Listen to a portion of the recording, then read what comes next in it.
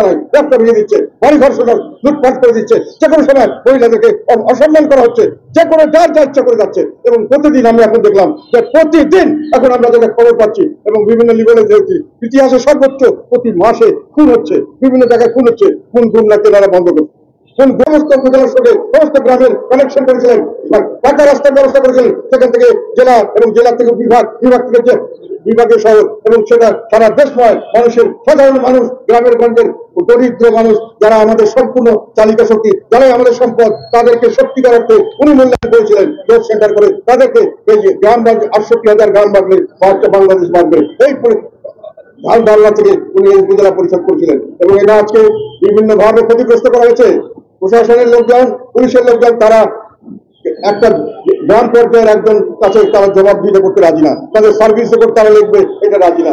উকিলরা মনে করলো, তাদের জেলা শহরের উকিলরা মনে করলো উপজেলায় কেস হয়ে গেলে আমাদের কেস কাজে কম হবে। বিভিন্ন ভাবে অনেক যারা কায়েমি স্বার্থবাদী তারা এর বিপক্ষে অবস্থান নিয়েছিল। পরবর্তীতে সরকার যারা আসলেন 90-এর পরে, তারা এটাকে বাতিল করলেন কায়েমি স্বার্থবাদীদের স্বার্থ রক্ষার জন্য, দেশের সাধারণ গ্রামের মানুষের স্বার্থকে তারা বিসর্জন দিয়েছিলেন।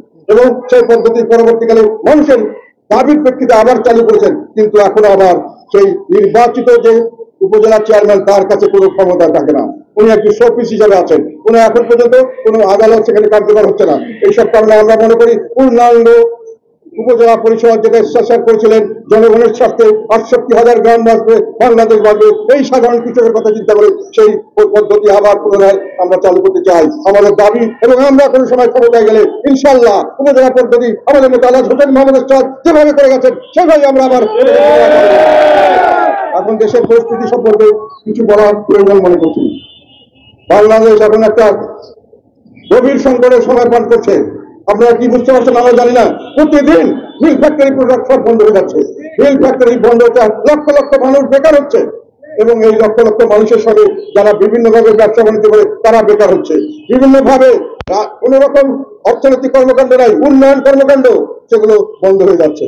উন্নয়ন কর্মকাণ্ড যে বিদেশি টাকা সেগুলো তারা ফেরত নিয়ে যাচ্ছে। কোনো মানুষ ইনভেস্ট করতে আসছে না, কোনো নতুন চাকরি সৃষ্টি হচ্ছে না, প্রত্যেকদিন চাকরি আরো মানুষে হারাচ্ছে। বেকার সমস্যা হচ্ছে, বেকার সমস্যা, এবং তার সঙ্গে শুরু হয়ে গেছে আইন শৃঙ্খলা অবনতি। বাংলাদেশের ইতিহাসে আমাদের জানা মতে কোন সময় বাংলাদেশের ইতিহাসে এত খারাপ আইন শৃঙ্খলা পরিস্থিতি কোন সময় ছিল না। কোন মানুষের কোন নিরাপত্তা নাই, কোনো কিছুর কোন নিরাপত্তা নাই, মানুষের তার পরিবারের নাই, তার বাড়ি ঘরের নাই, তার ব্যবসা কোনোখানে কারো নিরাপত্তা নাই, রাস্তা ভেঙে দিচ্ছে, বাড়ি ঘর লুটপাট করে দিচ্ছে, যে কোনো সময় মহিলাদেরকে অসম্মান করা হচ্ছে, যে কোনো যার যা ইচ্ছা করে যাচ্ছে। এবং প্রতিদিন আমি এখন দেখলাম যে প্রতিদিন এখন আমরা যেটা খবর পাচ্ছি এবং বিভিন্ন লেভেলে দেখছি, ইতিহাসে সর্বোচ্চ প্রতি মাসে খুন হচ্ছে, বিভিন্ন জায়গায় খুন হচ্ছে। খুন না কেনারা বন্ধ করছে।